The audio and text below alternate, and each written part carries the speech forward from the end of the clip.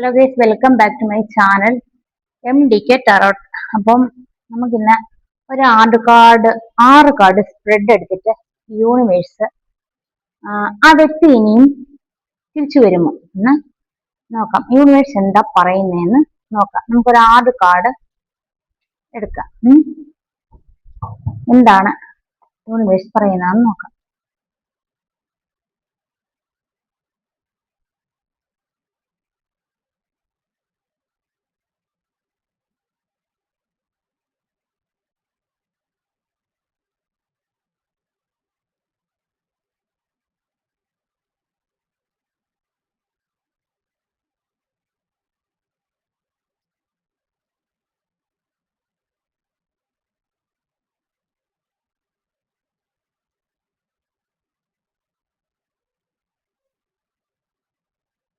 ഒന്നാമത്തെ കാർഡ്, രണ്ടാമത്തെ കാർഡ്, മൂന്നാമത്തെ കാർഡ്, നാലാമത്തെ കാർഡ്, അഞ്ചാമത്തെ കാർഡ്, 6.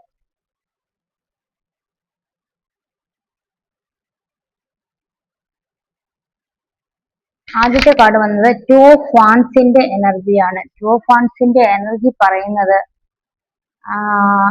ആ വ്യക്തി പ്രതീക്ഷിച്ചിരിക്കുന്നു, ഇനിയും തിരിച്ചു വരുമോ എന്നാണ് നമ്മുടെ ചോദ്യം.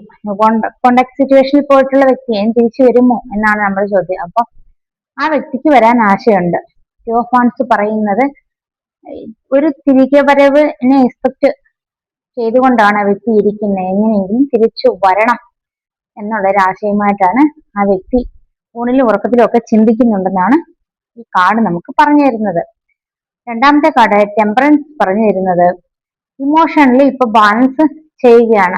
അപ്പം മനസ്സിൽ ദുഃഖമുണ്ട് എങ്കിലും ഇമോഷണലി അത് പുറത്തു കാട്ടാതെ നടന്നു നീങ്ങുകയാണ് ആ വ്യക്തി എന്ന് പറഞ്ഞ മറ്റു കാര്യങ്ങളിലൊക്കെ ബിസി ആയിട്ടൊക്കെ സമയം കൊല്ലുകയാണെന്നാണ് ഈ ടെമ്പറൻസ് കാർഡ് പറഞ്ഞിരുന്നത്. ടെമ്പറൻസ് കാർഡ് ഒരു മേജർ ആർക്കാന കാർഡ് ആയതുകൊണ്ട് ഇത് ഈ രീതിയിൽ സെപ്പറേഷൻ വരണം എന്നുള്ളത് പ്രപഞ്ച നിർണയമാണ്.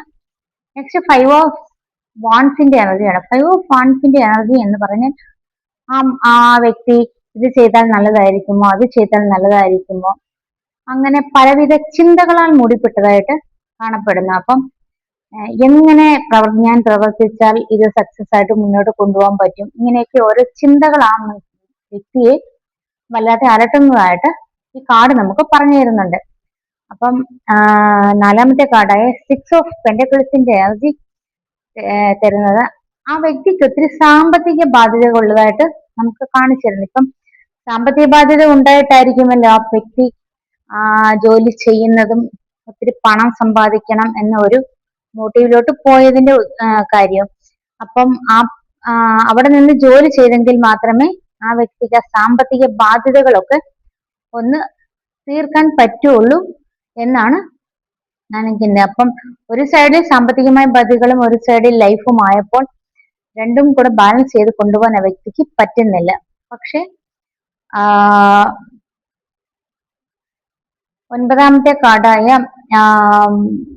9 ഓഫ് വാൻസ് പറയുന്നത് ഇപ്പോഴും ആ വ്യക്തിക്ക് നിങ്ങളെ ഇഷ്ടമാണ്, തിരിച്ചു വരാൻ വളരെയധികം താല്പര്യപ്പെടുന്നുണ്ട് എന്നാണ് പറയുന്നത്. എല്ലാ കഷ്ടങ്ങളും സഹിച്ച് ജയിച്ചു നിൽക്കുന്ന ഒരു വ്യക്തിയായിട്ടും ആ വ്യക്തി എങ്ങനെയെങ്കിലും ഇനി വന്നു ചേരാൻ ആഗ്രഹിക്കുന്നതായിട്ടും ഈ റീഡിങ്ങിൽ കാണപ്പെടുന്നു. നെക്സ്റ്റും 9 ഓഫ് പെന്റക്കിളിന്റെ എനർജിയാണ്. എന്ന് പറഞ്ഞാൽ ഇതൊരു കർമ്മ കംപ്ലീഷൻ സ്റ്റേജിലെത്തിയ ഒരു ബന്ധമാണ്. 9 നമ്പർ എന്ന് പറയുമ്പോൾ 10 നമ്പറിന് തൊട്ട് മുമ്പായിട്ട് വരുന്നത്. അപ്പൊ ഇത് ഒരു കർമ്മയെ തീർക്കുന്നതിന് തൊട്ട് മുമ്പുള്ള സ്റ്റേജ് വരെ എത്തിയ ഒരു ബന്ധമായിട്ടാണ് കാണുന്നത്. അപ്പം അടുത്ത എന്താണ് 10 എന്ന നമ്പറാണ്. അപ്പോൾ ഇത് 9 നമ്പർ വരെ വന്നു. അപ്പൊ ഇനി അധിക സമയമൊന്നും വേണ്ട, ആ വ്യക്തി നിങ്ങളിലേക്ക് തിരിച്ചു വരും എന്നാണ് പറയുന്നത്. ചിലപ്പോ ഒരു ചെറിയ മിസ്അണ്ടർസ്റ്റാൻഡിങ്ങിന്റെ പേരിലൊക്കെ ദൂരം മാറിപ്പോയ വ്യക്തികളൊക്കെ ആയിരിക്കും. പക്ഷെ നിങ്ങളെ 9 ഓഫ് പെന്റക്കിളിന്റെ എനർജിയിൽ പറയുന്നത് കുറേയധികം സമ്പാദിക്കണം, കുറേയൊക്കെ സമ്പൽ സമൃദ്ധിയോടെ ജീവിക്കണം എന്നൊക്കെയാണ് ഈ കാർഡ് നമുക്ക് കാണിച്ചു തരുന്നത്. അപ്പൊ നല്ലൊരു പോസിറ്റീവ് കാർഡാണ്. അപ്പൊ ആ വ്യക്തി ഇനി തിരികെ വരാനും ചാൻസ് ഉണ്ട്, നിങ്ങളെ കോണ്ടാക്ട് ചെയ്യാനും ചാൻസ് ഉണ്ട് എന്നാണ് ഈ റീഡിംഗ് നമുക്ക് പറഞ്ഞു തരുന്നത്. അപ്പം എല്ലാവർക്കും റീഡിംഗ് ഇഷ്ടമായെന്ന് കരുതുന്നു. Thank you.